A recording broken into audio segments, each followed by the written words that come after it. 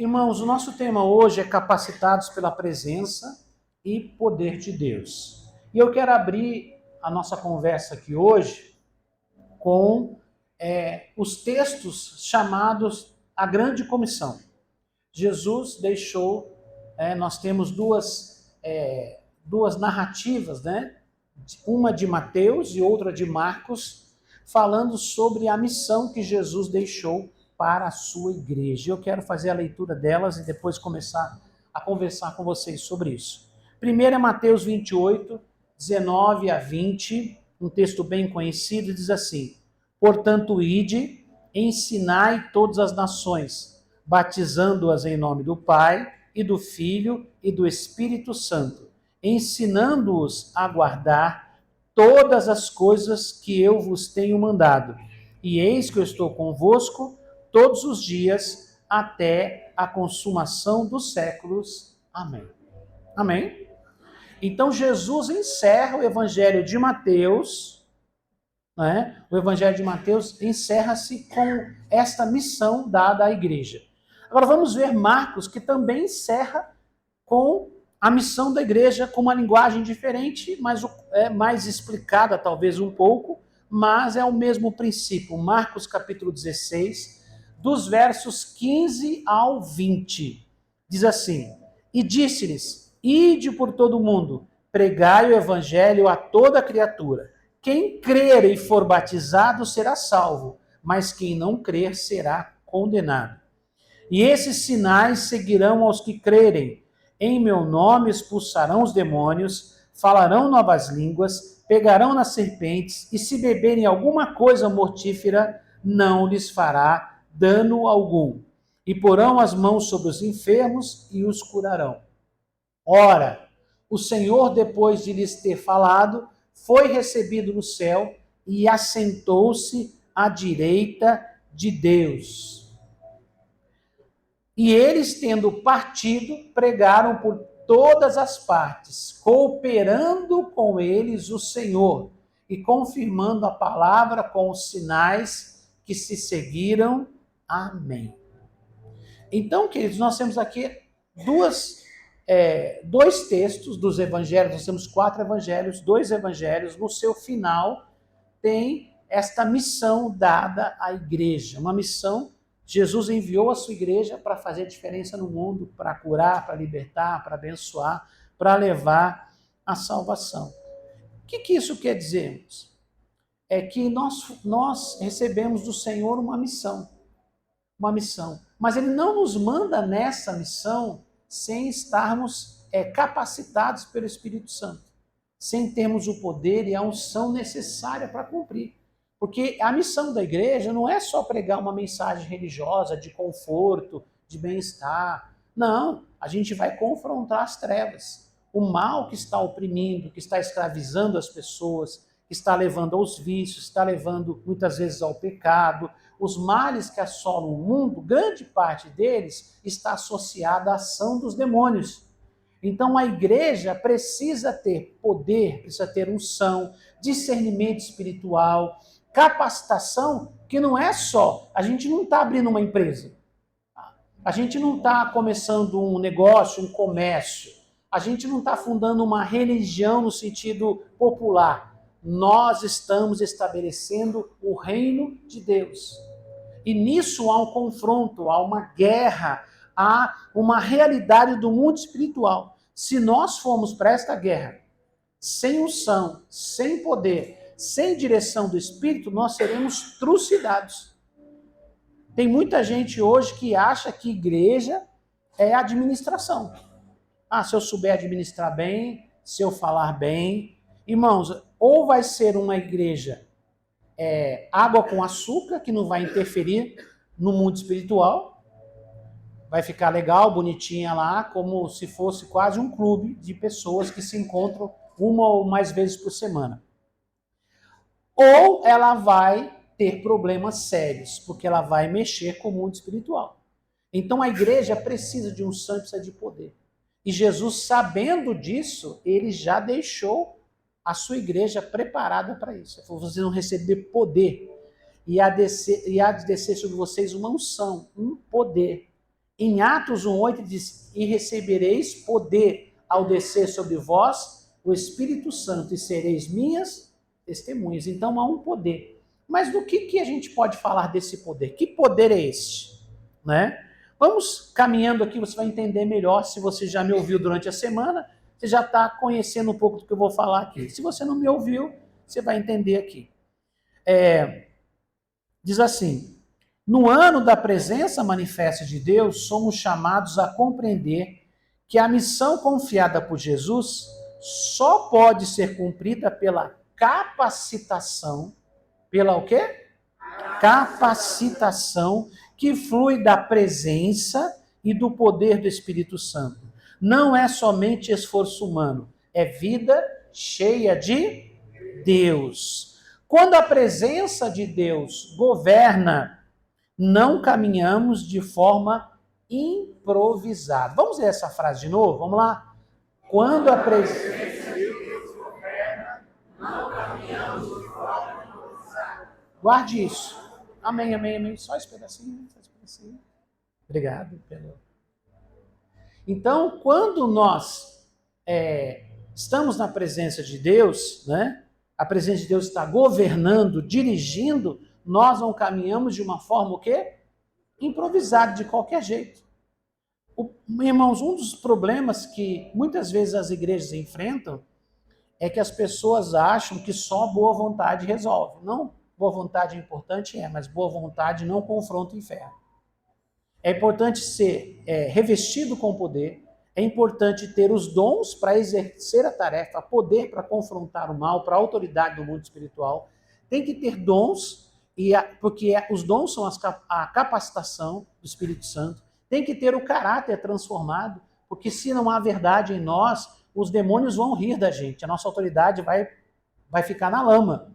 Na lama. Os demônios sabem quem serve e quem não serve a Deus. Eles têm consciência disso. Então, para confrontar o inferno, a pessoa tem que viver na presença de Deus. Então, não é de qualquer maneira. Não é complicado, mas não é de qualquer maneira. Não podemos trabalhar de forma improvisada. Então, a igreja, ela se reveste, ela se capacita, ela é treinada e ela é enviada para poder fazer a obra de Deus. Amém, irmãos? Continuando aqui. Somos preparados por dentro, há uma transformação, vocês vão entender isso já, fortalecidos por Deus e conduzidos com propósito. A missão torna-se um fluir natural daquilo que o Espírito já está realizando em nós. Fruto, testemunho, cura, libertação, sabedoria, resiliência e dons não são eventos isolados, mas evidências de uma vida alinhada com o céu.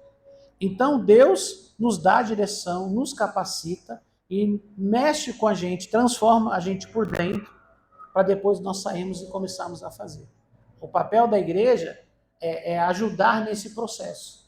Por isso que não dá para ser igreja sozinho. Não existe igreja sozinho. Não tem como. Existem áreas que eu consigo, lendo a palavra, orando, eu consigo conquistar. Mas tem coisas que eu não consigo. E Deus colocou pessoas perto de mim, irmãos, irmãs e pessoas da igreja, não estou falando só de pastor, não. De irmãos e irmãs que têm dons espirituais diferentes dos meus.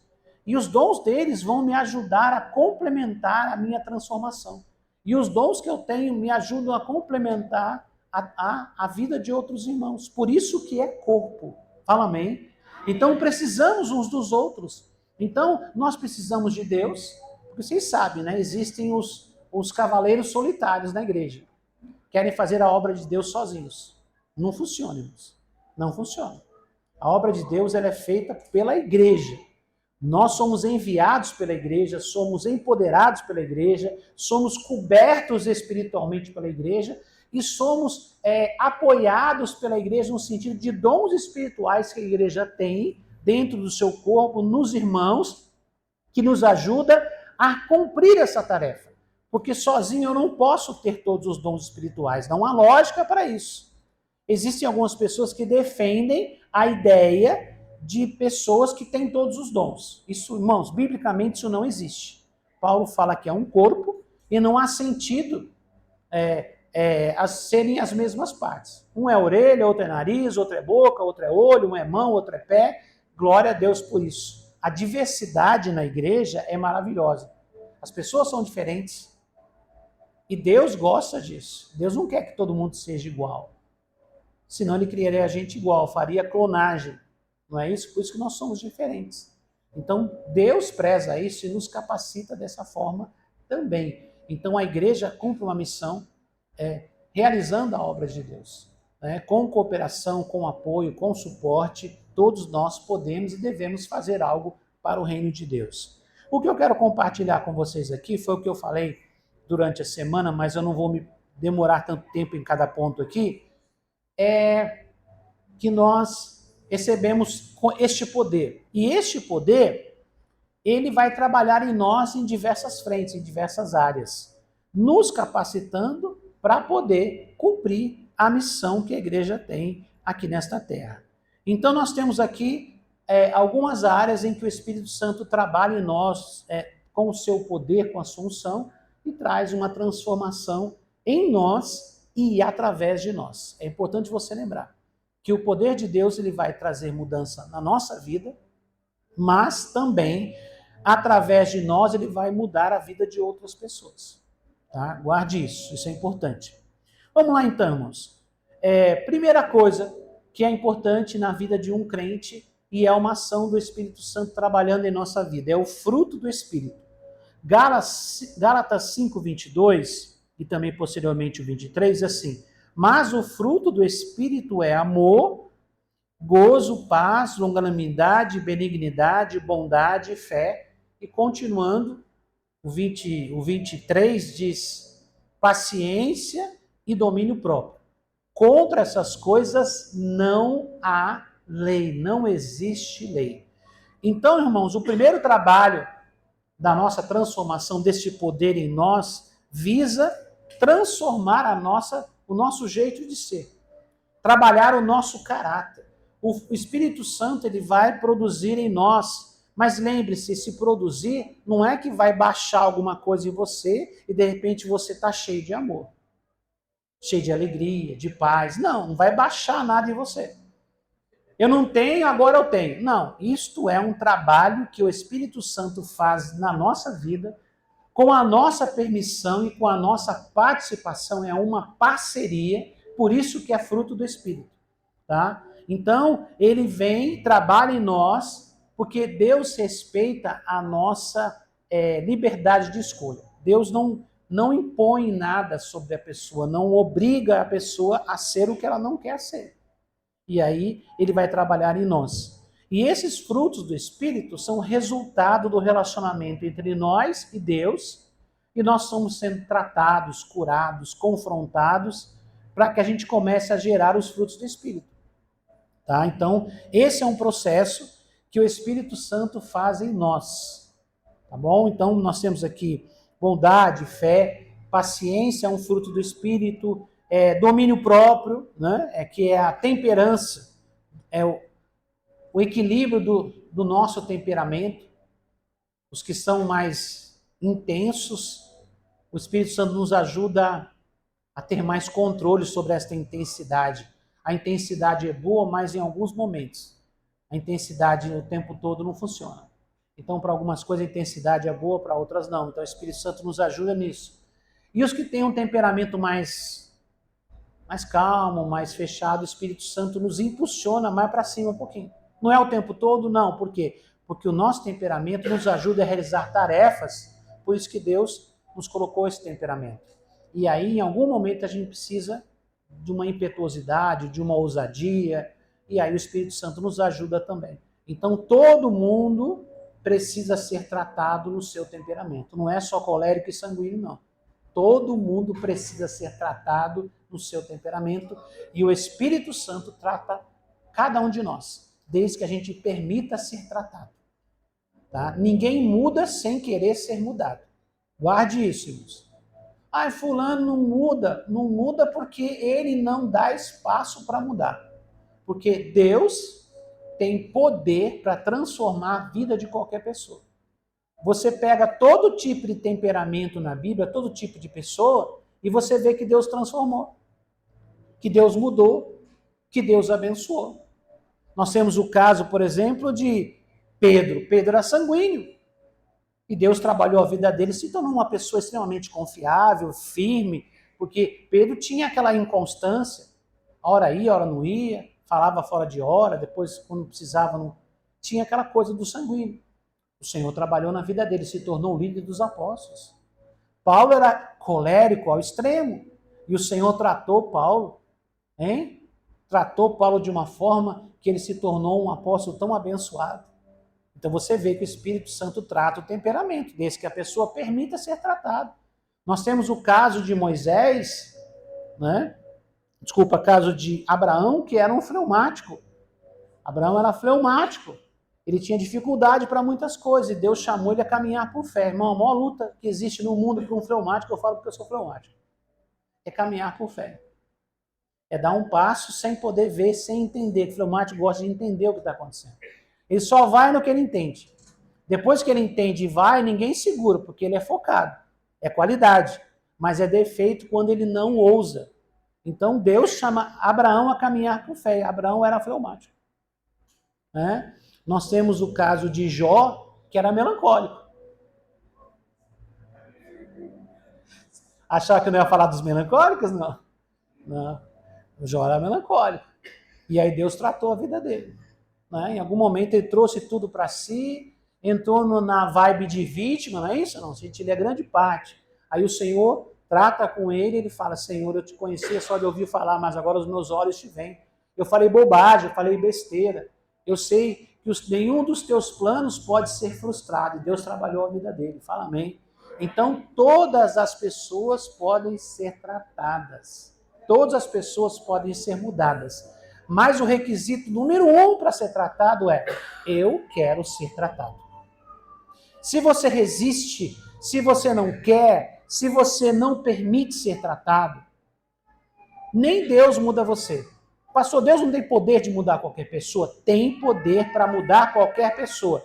Mas ele não entra em área em que você não permite. Deus é educado, né? Ele é educado, ele só vai aonde você permite. Ele só trabalha aonde você pede para ele trabalhar. Então, ele não invade. Quem invade é o diabo. O capeta é invasor, é ladrão, né? Ele que invade. O Senhor bate na porta. Se você abre a porta, ele entra e faz a diferença na sua vida. Então, o fruto do Espírito é um trabalho de cooperação entre você e o Espírito Santo. Tá bom? Não é algo automático assim, baixa, sou uma outra pessoa. Não, não funciona assim. Vamos lá, avançando aqui.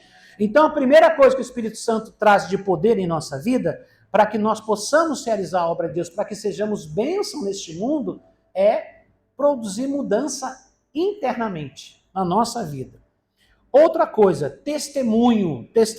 Atos 1:8 diz assim: mas recebereis a virtude do Espírito Santo, que há de vir sobre vós, e ser-me-eis testemunhas tanto em Jerusalém, como em toda a Judéia e Samaria, até os confins da terra. Então, o Senhor também nos dará poder e capacidade para testemunhar. E esse poder para testemunhar não é somente um poder de operar milagres e bênçãos, que eu já vou falar aqui na frente. Ou falar bem. Esse poder de testemunho é uma vida transformada. Nada fala mais do que uma vida transformada.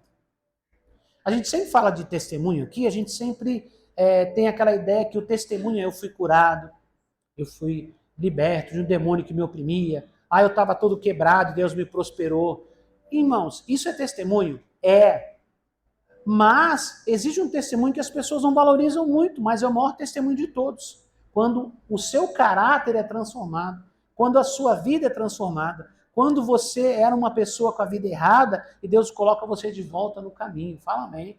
Esse é o maior testemunho que pode existir, irmãos. Porque a coisa mais complicada que existe é a natureza humana. Então, o poder de testemunhar não está só em palavras ou num poder sobrenatural para abençoar vidas. Ser um testemunho vivo, por onde você passa, na família, entre os amigos, no trabalho, na escola, na faculdade, em todo lugar, você ser uma testemunha do Senhor Que as pessoas que olham para você e que convivem com você vejam realmente uma transformação e uma mudança na sua vida. Essa mudança só pode ser Deus. Irmãos, alguns eram um pouquinho mais sossegados, mas tem alguns irmãos e irmãs aqui que é notório que houve uma transformação sobrenatural do Espírito, que já deram muito trabalho nessa vida. Alguém encontra você e fala, o quê? Você está na igreja? Meu Deus, só isso. Só Deus mesmo. Foi um milagre. Foi um milagre. Né? Tem uns que eram mais calminhos um pouco, né? Mas alguns já deram trabalho nessa vida. E aí as pessoas olham e falam, não é possível fulano que eu conheci assim, assim, assim, agora está desse jeito. É só o poder de Deus, amém, irmãos? Continuando aqui então, meus irmãos. Então, há um poder de testemunhar que o Senhor traz para nós. Tem outra coisa. O poder da cura. Atos 10, 38 diz assim, como Deus ungiu a Jesus de Nazaré com o Espírito Santo e com virtude, o qual andou fazendo o bem e curando a todos os oprimidos do diabo, porque Deus era com ele. Então, outro poder que Deus dá para a igreja e dá para cada um de nós também é o poder da cura. E não só a cura que você recebe quando você vem para Jesus, mas Deus quer, através de você, curar outras pessoas, libertar outras pessoas. Quando alguém falar com você de um problema, de uma dificuldade, de uma luta, eu quero pedir uma coisa para você. Ouse e diga, eu posso orar por você? Faça isso. Pastor, presta atenção. Quando a gente ora, a gente fala assim, eu te curo, eu te liberto, eu estenho, tiro o mal de você. É assim que a gente ora ou não? Não. Como é que a gente ora? Em nome de Jesus. Senhor, abençoa essa vida, todo mal, em nome de... Então não é você que cura e nem você que liberta. Então, irmãos, não tenha medo de orar para as pessoas. Deus coloca pessoas no nosso caminho que são pessoas que estão sofrendo, que estão oprimidas, que estão com muitas dificuldades. E como testemunhas do Senhor, nós precisamos abençoar a vida das pessoas. Abençoar. Então não tenha medo de orar. Não tenha medo de abençoar. Quando alguém apresenta um problema, está falando aqui de cura, mas pode ser em qualquer área. Fala, eu posso orar por você? Porque Deus ouve a oração dos seus filhos. Fala amém. E Deus cura, irmãos. Jesus falou que a gente deveria ir pelo mundo e curar. Muitos de nós só estão buscando a cura para si mesmos. Cuidado com o egoísmo. Há cura para você? Há. Mas não pense que tem escassez de cura. Se eu levar a cura para alguém, eu não vou ter cura. Não, irmão, pelo contrário. Quanto mais se abençoa, mais abençoado você é. Talvez um milagre, uma bênção que está reservada para você, está retida porque você está retendo para alguém perto de você. Você conhece a verdade, você pode ajudar alguém e você não está ajudando. Então, quanto mais você abençoa, mais você é abençoado. Então, há um poder de cura para nós. E lembrando que há a cura física e também a cura da alma. Nós vivemos hoje uma geração que está mais doente da alma do que do corpo. Uma boa parte das doenças, das enfermidades do nosso tempo, estou falando até fisicamente, elas são consequência de uma alma doente. Ela reflete no corpo. Muda a pressão arterial, muda um monte de coisa, o metabolismo do organismo, muda um monte de coisa que são problemas da alma. Como assim, pastor? Por exemplo, quando você se assusta, por exemplo, o que acontece? O seu coração dispara. Mas o susto não é no físico, o susto é na alma, é no pensamento, né? Ele ativa o seu corpo. Assim também tristeza, angústia, depressão, ansiedade, outros problemas que estamos vivendo, mexem com o nosso corpo físico. Então hoje as pessoas precisam de mais de cura para a alma do que para o físico. Para o físico também precisa, mas para a alma também. Então, em Jesus, há cura para todos os sentidos.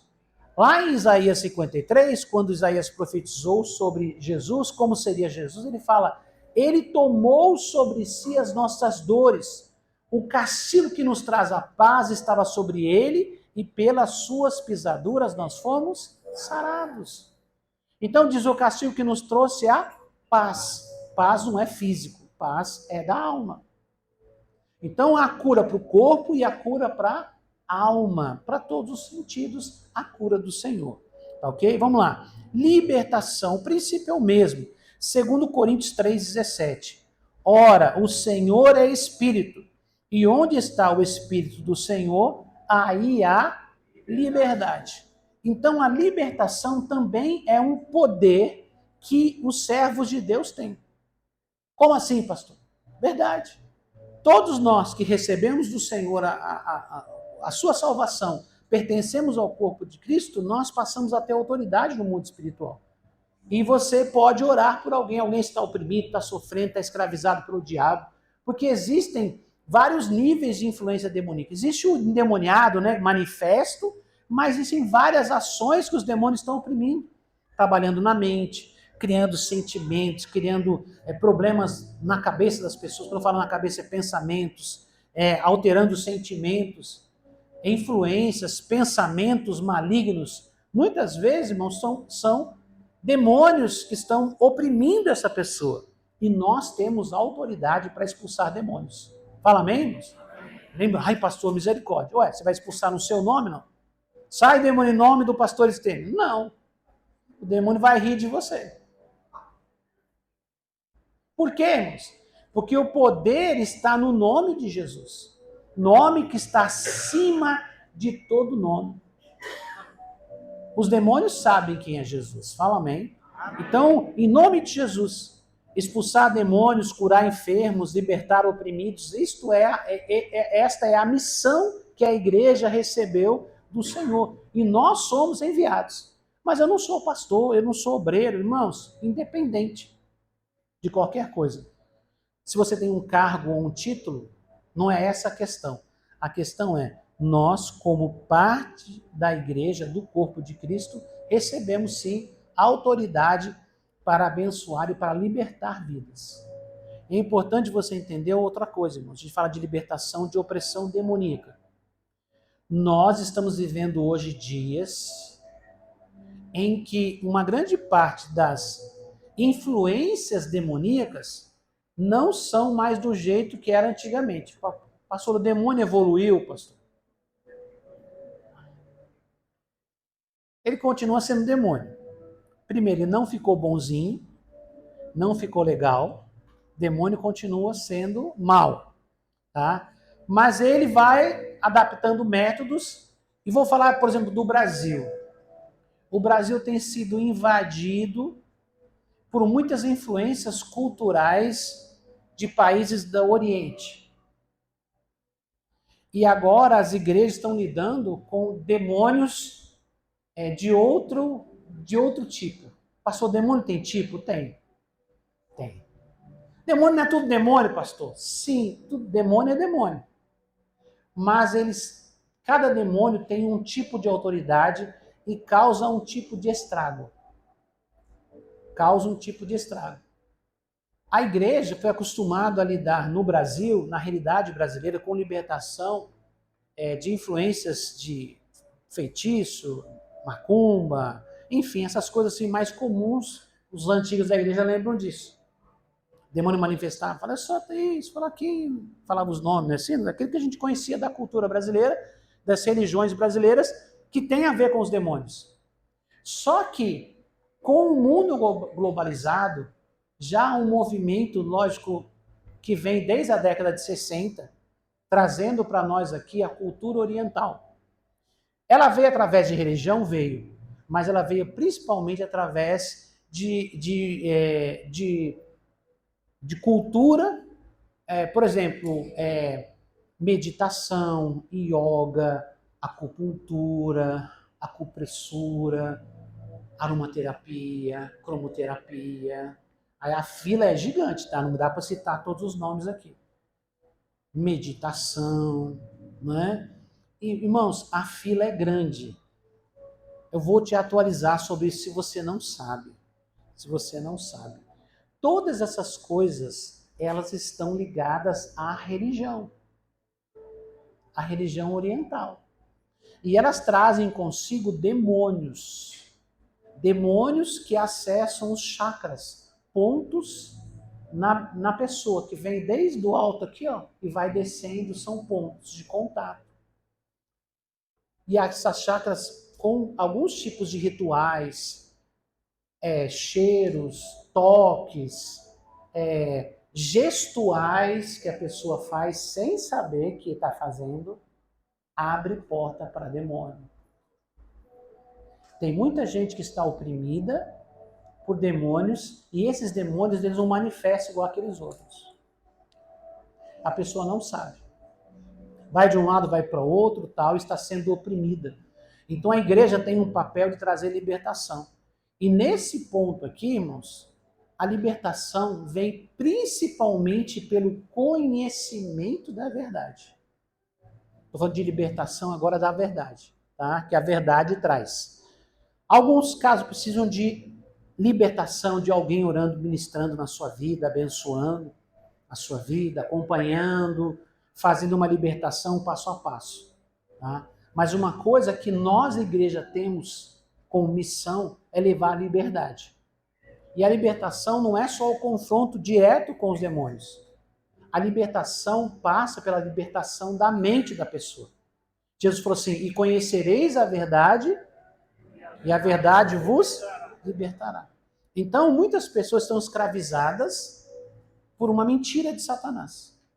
Por uma cultura, por uma ideologia, né? Por um costume, por algumas coisas que estão impregnados na cultura, estão na música, estão nos filmes, estão em coisas comuns do dia a dia.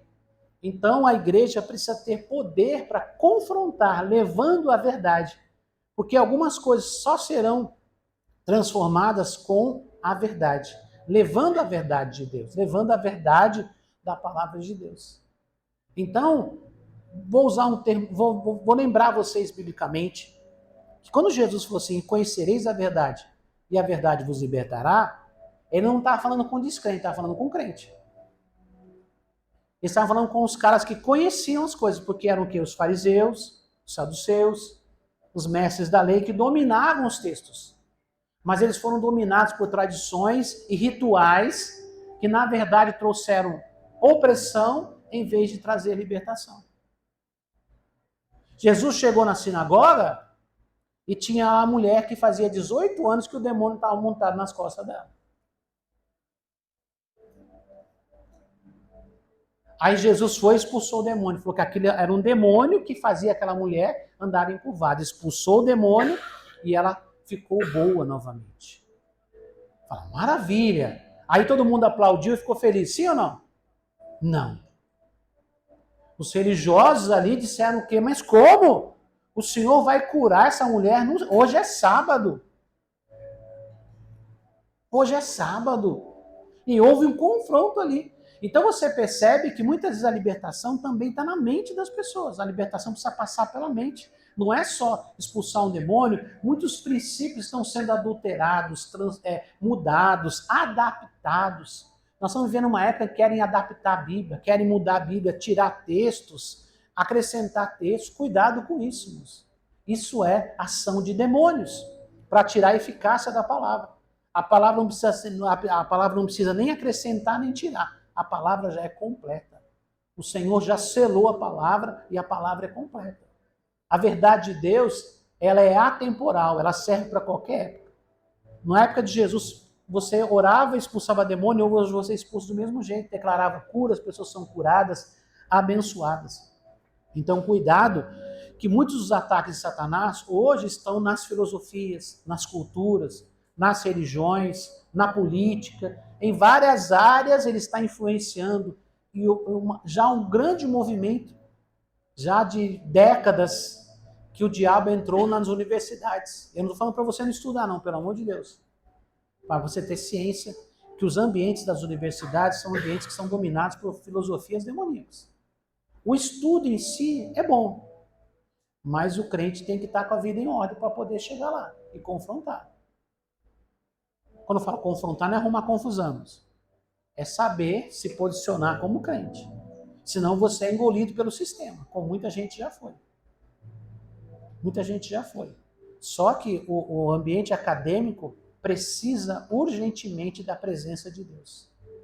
Para quem não sabe, o conhecimento acadêmico, as universidades, as faculdades, elas começaram com o movimento das igrejas, gerando as primeiras universidades e faculdades, tanto da Igreja Católica como da Igreja Protestante na Europa, Oxford, né? Cambridge e outras começaram há muito tempo. As universidades americanas mais conhecidas começaram com raiz bíblica, raiz de igrejas. Mas o inimigo infiltrou nas igrejas, infiltrou nas universidades, e hoje, até nas universidades de confissão religiosa, está com uma teologia e com conceitos distorcidos. Eu falo porque estudei na Universidade Metodista, eu posso falar para vocês. A teologia de lá é assustadora. É para matar a fé. Você quer? Vai estudar a teologia lá para você morrer. Verdade. Tudo contraditório à palavra, questionando toda a verdade da palavra, e cita um, cita outro, pega escritor não sei o quê, o teólogo tal, o texto tal, e vai. Chega uma hora que a pessoa tá lá, já não está crendo mais em nada. Estou falando para vocês, irmãos. Eu não estou falando para você não estudar, estou te alertando que o ambiente acadêmico hoje está contaminado e a igreja precisa estar lá para levar a libertação desse ambiente. Fala amém. Nós não temos que fugir das universidades. Não temos que deixar de estudar. Lá está o mal, eu não vou lá. Não. Eu vou estudar e vou ser uma bênção lá. Vou ser um missionário lá onde eu estudo, na faculdade, na escola. Eu serei um missionário, eu serei um representante do reino. Fala amém, irmãos? Tá? Continuando aqui. Então, libertação não é só a libertação do confronto direto com os demônios, mas libertação que é trazida pela verdade de Deus. A verdade de Deus liberta. Vamos lá? Desculpa, irmão, só complementar uma coisa aqui. Os demônios saem, em muitos casos, os demônios saem com uma ordem dada por alguém que tem autoridade. Aí vai orar, vai expulsar. Sai em nome de Jesus.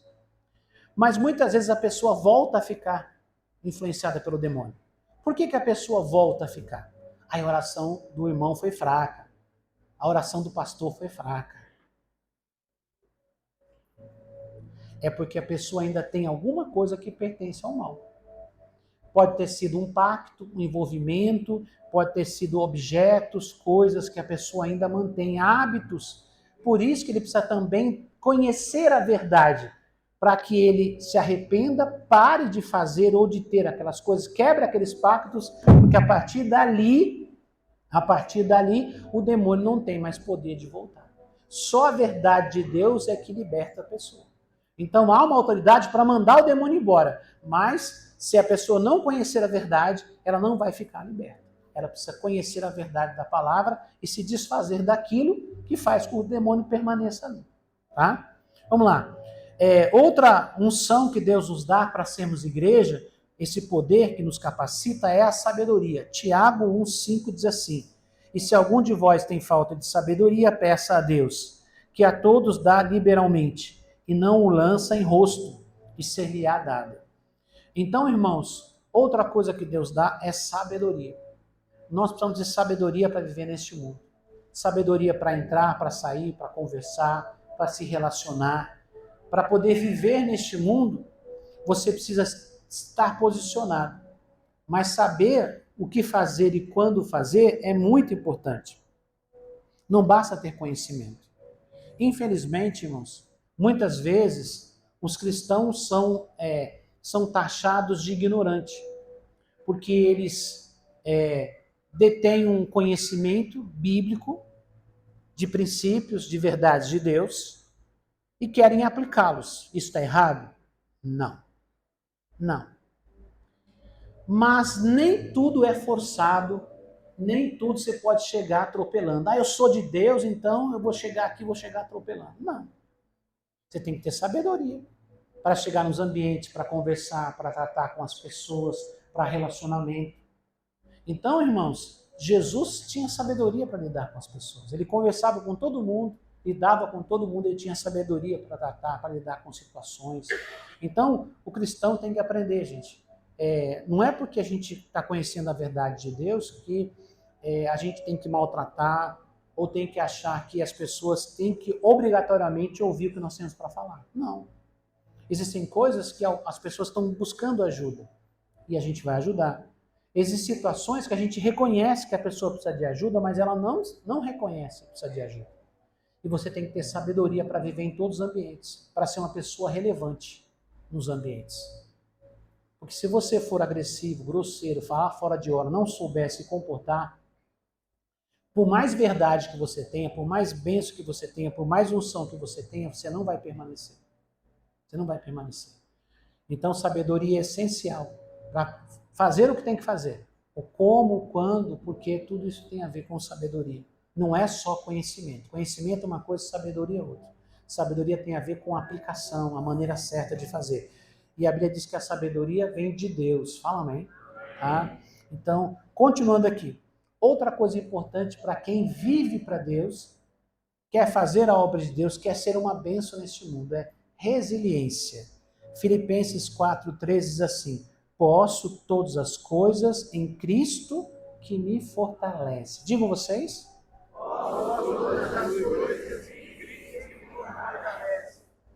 Irmãos, essa capacidade de resistir, de continuar, de lutar, de se esforçar, de não parar diante das adversidades, é muito importante para o crente. Por quê? Porque como a vida dele para servir a Deus é uma vida que vai incomodar o mundo. Jesus falou que em algum momento nós seríamos odiados pelo mundo. Em algum momento, às vezes você não precisa nem falar nada. Nem falar nada. Você chega no lugar, a perturbação que está naquela pessoa já incomoda ela com você. A sua presença incomoda.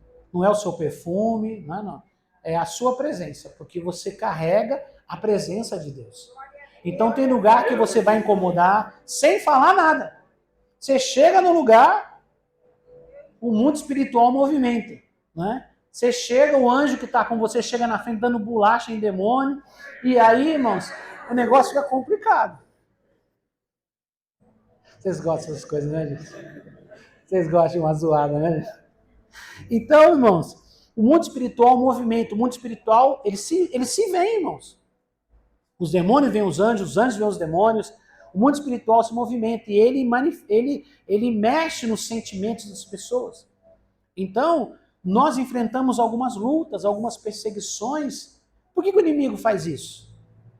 Irmãos, quando a gente é cristão, a gente conhece um pouco mais sobre a questão da libertação. Então, qualquer coisa que tenha cara de demônio, a gente já sai expulsando. Se o demônio aparecer feio como ele é, horroroso, você já vai, sangue de Jesus tem poder, está amarrado em nome de Jesus, né? Você sai agora. E pronto, você. Agora, Jesus, a Bíblia diz que os demônios, eles podem se transfigurar, eles podem até parecer um anjo de luz. O que isso quer dizer? Ele usa estratégias, maneiras, para poder te atacar. E às vezes ele influencia pessoas à sua volta, familiares, colegas, gente da sua convivência, para oprimir você, para tirar você do sério, para fazer você pecar, para fazer você perder a paciência, para fazer você falar uma bobagem, que aí para depois desestabilizar você e quebrar o seu testemunho. Então, o crente tem que ter essa resiliência, essa força de passar por prova, de passar por luta, passar por dificuldades. Alguns são ataques de Satanás e alguns são provações de Deus para nos deixar mais fortes. Fala amém. Então, o crente resiliente é aquele que resiste, é aquele que permanece, é aquele que continua. Por isso, Paulo fala: posso todas as coisas naquele que me fortalece. Tem gente que pega isso aqui e usa como se fosse pensamento positivo. Eu posso tudo. Achando que é para conquistar coisas. Não, mas se posso todas as coisas, quando você lê o contexto, ele fala: sei passar por necessidade, ter abundância, eu sei passar por todo tipo de luta, posso todas as coisas naquele que me fortalece. Independente se o dia está chuvoso, se o dia está de sol, eu continuo servindo a Deus. Você não pode ser crente de estações. Tem um crente 4 estações, assim não. Cada estação ele muda um pouquinho. Já viu gente assim? Você encontra a pessoa e está feliz. A igreja é uma bênção. Aí passa uns meses, daqui a pouco você chega lá. Não vou na igreja. Não é assim não. Então, Não pode ser assim. O crente tem que ser firme, constante, como diz a palavra, sempre abundante na obra do Senhor. Pastor, existe alguém que não passa luta? Não. Se é crente, não existe. Todo crente passa luta. Por um lado, porque há ataques malignos, por outro lado, porque Deus prova o nosso coração. Tudo isso para nos tornar mais fortes. Então nós precisamos ser resilientes. E finalmente, irmãos, eu deixei por último, porque muitas pessoas acham que isso é o mais importante. O que eu vou falar agora é importante, mas sem essas outras coisas que vêm antes, eles não vão ter o efeito esperado. Tá? Os dons espirituais. Os dons espirituais, vamos ler aqui, eu já explico para vocês. 1 Coríntios 12, 7. Mas a manifestação do Espírito é dada a cada um para o que for útil. Então Deus dá dons para ser utilizado para alguma coisa que realmente seja importante e necessária. Mas eu quero falar para vocês o seguinte: nós sabemos e vemos, acompanhamos, ou talvez conhecemos pessoas que claramente têm pelo menos um dom espiritual reconhecido. As pessoas falam, fulano é uma bênção, olha o dom que essa pessoa tem para abençoar, para curar. Essa pessoa prega muito bem, olha como essa pessoa ensina, enfim. Muitos dons para adorar, para cantar, enfim. Aí vem assim, fulano é uma bênção, mas não deveria ter esse mais. Por que esse mais? Porque o mais já não é o dom, mas está a ver com a personalidade da pessoa. Nós vimos tantas coisas que não vimos? Primeira coisa que eu coloquei aqui, eu escolhi colocar primeiro, tá, gente? Tá? Fruto do Espírito. O que é fruto do Espírito? É a transformação da nossa natureza, do nosso caráter. Tem muita gente que tem dom, mas tem problema de caráter. Então, ele tem um dom reconhecido, mas o seu caráter, ele mente, engana, faz coisas erradas, e aí ele desfaz o seu testemunho. Ele perde a sua autoridade no mundo espiritual. Então tem gente que fala, eu vi fulano, e agora foi um escândalo, fulano descobrimos que estava... Mas como é possível? Como é possível alguém que operou tantos milagres, que curou os enfermos, alguém que fez isso, aquilo, mas não tinha um caráter transformado? Isso é uma questão de escolha pessoal.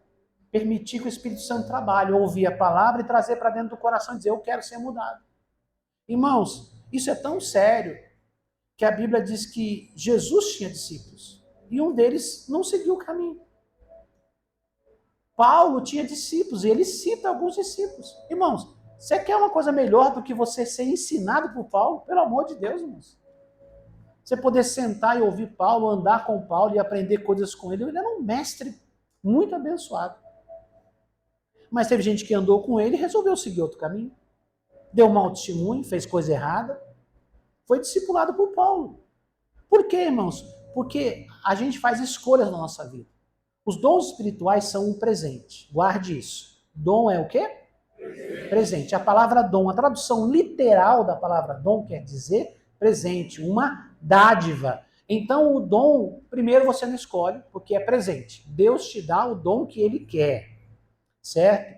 E para que ele te dá um dom? O dom é uma capacitação sobrenatural para você realizar algum trabalho na obra de Deus com excelência. Então o dom faz com que você tenha um nível mais alto. Se é um dom de curar, está sempre orando diante de curar, se é um dom de libertação, de evangelismo, de palavra ou de adoração, enfim, os dons são diversos. E aí você vai ter um nível mais alto que os outros normalmente, porque você tem aquele dom. Não é melhor do que ninguém, porque todas as pessoas, biblicamente, têm dons. Todas as pessoas têm dons. Uns destacam mais que outros, mas todo mundo tem dom. Então, irmãos, as pessoas olham para o dom, observam o dom chama a atenção. Mas o dom não é o principal. Ele é uma das ferramentas para poder fazer a obra de Deus. Ele é importante. Mas só dom não vai para frente. Cuidado, porque um dia a casa cai. Um dia, irmãos, a nossa credibilidade vai embora se só tiver dom e não tiver transformação de caráter. Então, nós precisamos dessas coisas que nós vimos aqui, ó. A gente olhou aqui, ó, fruto do Espírito, testemunho, poder, um bom testemunho, né? Sabedoria, resiliência, são características que são necessárias para que eu tenha, quando eu usar o meu dom, haja uma estabilidade no que eu estou fazendo. Para que eu não atraia no começo e espante depois. Que quem tem dom é assim. Ele atrai muita gente, mas depois ninguém fica perto. Fica um tempo e depois vai embora. Fica um tempo. Ou às vezes acontece dessa pessoa que tem esse dom, ele atrai um grupo de gente, muita gente vai embora porque a convivência com ele é problemática, e tem outros que acabam ficando porque tem medo, né? Acabam sendo dominados por aquele dom, por aquela característica do dom, e tem gente que acaba se identificando com aquela natureza errada da pessoa e resolve ficar errado também. Irmãos, nós temos que tomar muito cuidado, porque nós representamos o reino de Deus. E testemunho é essencial. As pessoas hoje buscam dom. Eu digo para você, busque testemunho. Dom é importante, pastor? É. Mas busque testemunho. Dom todo mundo pode ter, é dado de graça, e Deus não tira dom. Deus deu, um dia Deus vai cobrar o uso do dom. Sim, biblicamente um dia ele vai cobrar, mas ele não vai tirar dom. Eu já vi gente com a vida muito errada, usando um dom, e o dom está lá. Causa escândalo? Causa, mas está lá. Irmãos, o que as pessoas precisam é de bom testemunho. O que nós cremos é em discipulado. Nós não queremos só juntar gente e fazer barulho. Nós queremos cumprir a missão. E a missão da igreja não é só ir pelo mundo e anunciar o evangelho. A Bíblia diz, fazei discípulos, ensinando-os a guardar. Está lá em Mateus 28. Então nós queremos no discipulado, no acompanhamento. Agora, uma pessoa tem dom, ele atrai pessoas, pelo dom que ele tem. O dom atrai pessoas, e não há nada de errado no dom, tá, gente? Mas, na convivência, as pessoas se afastam. Porque não dá para ter dom o tempo inteiro. Não é tudo dom. Aí na convivência, no dia a dia, você vê que a pessoa não condiz com o dom que ela tem. E aí fica complicado. E é esse tipo de gente que fica rodando pessoas. O que é rodar gente? Ele ajuda alguém com o dom dele, a pessoa fica um tempo perto dele. Começa a conviver, começa a falar, não dá para ficar perto dessa pessoa. Se escandaliza, ou desanima. Alguns saem, vão para outras igrejas, e outras pessoas desviam. Para ser como fulano é melhor estar no mundo. E essa pessoa fica rodando gente. Preste atenção, irmãos. Uma pessoa carismática, quando eu falo carismática, tem o carisma, que tem os dons. E ela fica rodando gente, algum problema tem. Porque a tendência de um carisma, de um dom que atrai gente é atrair, preparar e enviar mais pessoas, e sempre vai crescer, vai avançar. Agora, se não para, é porque tem algum problema com a pessoa. Algum problema tem. Então, irmãos, nós precisamos entender que dom é importante, mas é o conjunto de tudo isso é que faz você ser uma testemunha do Senhor. Nós precisamos ativar os dons espirituais, precisamos ser um instrumento de Deus com dons espirituais, mas precisamos ser tratados nos frutos do Espírito, nosso caráter, nossa natureza, precisa ser de verdadeiras testemunhas do Senhor. Fala amém, irmãos? Amém. Para que o nome do Senhor seja glorificado e não seja blasfemado. Quantas pessoas já encontrou por aí que estão blasfemando o nome do Senhor? Não é porque uma pessoa fora da igreja ou que nunca foi na igreja falou alguma coisa. É porque ele conviveu com alguém que deu mau testemunho. A destruição é muito pior, irmãos. Então é melhor a gente vigiar nessa área. Então, irmãos, nós vimos aqui que todos esse trabalhar de Deus em nossa vida, esse poder, vai gerar várias mudanças, transformações, capacitações para que a gente possa cumprir a obra do Senhor. No ano da presença manifesta de Deus, o Senhor está preparando sua igreja para viver e cumprir a missão no seu poder. Não vamos sozinhos, não falamos por nós mesmos, não operamos por força própria. Vamos ser vestidos do Espírito Santo, sustentados pela presença e guiados pela palavra. A missão avança quando o povo de Deus vive cheio de Deus. Irmãos, a obra não é feita somente por nós. Nós temos que fazer a nossa parte. E Deus faz a parte dele. Mas Deus não vai fazer de qualquer jeito. Pastor, Deus precisa fazer a obra dele? Precisa. Mas cuidado. Deus não vai baixar o nível, Deus não vai abrir mão de princípio, porque ele tem que fazer a obra dele. Deus não vai negociar princípios. Guarde isso, Deus não negocia princípios. Tá? Ah, mas precisa, o mundo está terrível. Irmãos, Deus não vai abençoar coisa feita errada. Deus não vai abençoar gente com intenção errada, com a vida errada. Deus não está nesse negócio. A obra de Deus é feita por homens e mulheres, independente se tem estudo, se não tem, se tem dinheiro, se não tem, enfim, não importa de onde você veio, ou com a sua formação, a sua tradição, isso não é importante para Deus. Deus está procurando homens e mulheres que o amam e desejam fazer a sua obra. E no amor de realizar a sua obra, estão dispostos a mudar o que for necessário para poder cumprir a missão. Não é Deus que tem que mudar, somos nós que precisamos mudar. Deus não precisa melhorar, somos nós que precisamos melhorar. Então Deus sabe disso. Então Ele nos dá todas as ferramentas. Eu passei para vocês aqui 7 pontos. Ferramentas que mudam você, transformam a sua vida e fazem de você uma pessoa abençoada para abençoar outras pessoas. Eu poderia aumentar a lista aqui, tá? A gente poderia fazer uma lista muito maior. Mas eu escolhi 7 pontos importantes para compartilhar com vocês. Quer dizer, nós podemos fazer a obra de Deus e sermos cheios de Deus. Na verdade, devemos ser cheios de Deus e fazer a obra de Deus. É isso que Deus quer para nós. A presença manifesta de Deus traz poder. Poder. O poder muda a gente por dentro e o poder, através de nós, vai mudar a vida das pessoas à nossa volta. Fala amém. Vamos ficar em pé. Em nome de Jesus. Meus irmãos, talvez você não compreenda tudo que eu esteja falando aqui agora. Eu sei, é um assunto mais avançado para algumas situações. O nosso próximo ponto dentro desse assunto, para o mês que vem, dos devocionais, a gente vai abrir esse assunto bastante. Esse aqui a gente vai falar mais sobre ele ainda. Mas no mês de março nós vamos falar sobre propósito. Quando eu falei a presença de Deus, ela vai nos dar poder, nos capacitar, mudar a nossa vida e nos dar capacidade para fazer o quê? Para cumprir o propósito de Deus. Quando a gente falar sobre o propósito, você vai entender muita coisa, que talvez alguma coisa ainda esteja em aberto na sua mente, algumas dúvidas, tá? Mas entenda, o poder não é poder para ter poder. O poder tem um propósito. Um propósito. Mais para frente vamos estudar sobre o propósito. Mas nesse momento eu quero que você ore comigo, diga: Senhor, eu quero ser uma bênção. Eu quero ser abençoado, sim, mas eu quero ser uma bênção. Me ajude, Senhor, na transformação da minha vida, do meu caráter. Transforma, abençoa, Senhor, traz uma transformação na minha personalidade.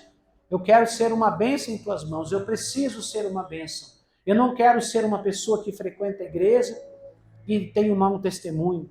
Eu não quero ser uma pessoa que leva o nome de Jesus, mas causa escândalo. Eu quero ser uma bênção. Por onde eu passar, eu quero ter um bom testemunho. Eu quero abençoar vidas, eu quero abençoar pessoas. Senhor, ativa sobre a minha vida os dons espirituais. Vai orando, daquilo que você entendeu aqui, daquilo que mexeu mais com você. Comece a falar com o Senhor agora. Comece a pedir que Ele abençoe a sua vida. Se há alguma área que você precisa mudar, diga: Senhor, me ajude a mudar. Espírito Santo, produz esse fruto na minha vida de transformação, de mudança. Talvez você já tenha a sua vida transformada pelo Espírito, mas está te faltando ousadia para cumprir a grande comissão. Nós falamos aqui de poder para curar, para libertar, para testemunhar, e talvez você parou nessa parte, não tenha abençoado vidas, não tem sido um instrumento. Peça isso para o Senhor nesta manhã, em nome de Jesus. O Senhor tem tudo o que nós precisamos, para viver uma vida abençoada e para também sermos bênção na vida de outras pessoas. Pai, em nome de Jesus, nos colocamos em Tua presença, Senhor, nesta manhã. E nós abençoamos os Teus filhos agora, Senhor. Pai, em nome de Jesus, o Senhor venha quebrar todas as cadeias, correntes, Senhor, que aprisionam a mente, o coração. todas as mentiras, enganos, seduções, filosofias, Senhor. Pai, em nome de Jesus, nós quebramos agora toda trava, toda algema de Satanás que rouba a mente e o coração, Senhor, dessas pessoas, em nome de Jesus. Que o Senhor traga sobre nós a tua liberdade, que a nossa mente esteja aberta para o Evangelho, para a tua verdade, que o nosso espírito receba do teu Espírito Santo nesta manhã poder e unção para realizar a tua obra. Pai, nós abençoamos essa pessoa que está lutando por uma transformação na sua natureza, abandonando um pecado. Dá força para essa pessoa, meu Pai. Em nome do Senhor Jesus nós te pedimos. Senhor, estenda as tuas mãos poderosas. Nós te pedimos, meu Deus, nesta manhã, e capacites as pessoas no poder do teu Espírito Santo. Espírito Santo, ativa os dons dessas pessoas, para que eles possam ser instrumentos poderosos nas tuas mãos. Nós te pedimos, ó Pai, nós queremos cumprir a missão, queremos ouvir o teu chamado, queremos, meu Deus, transformar este mundo. Pai, em nome de Jesus, fortaleça a nossa vida, para que sejamos abençoados, mas para que sejamos bênção também. Nós te pedimos, em nome do Senhor Jesus. Em nome do Senhor Jesus. Amém e amém. Glória a Deus.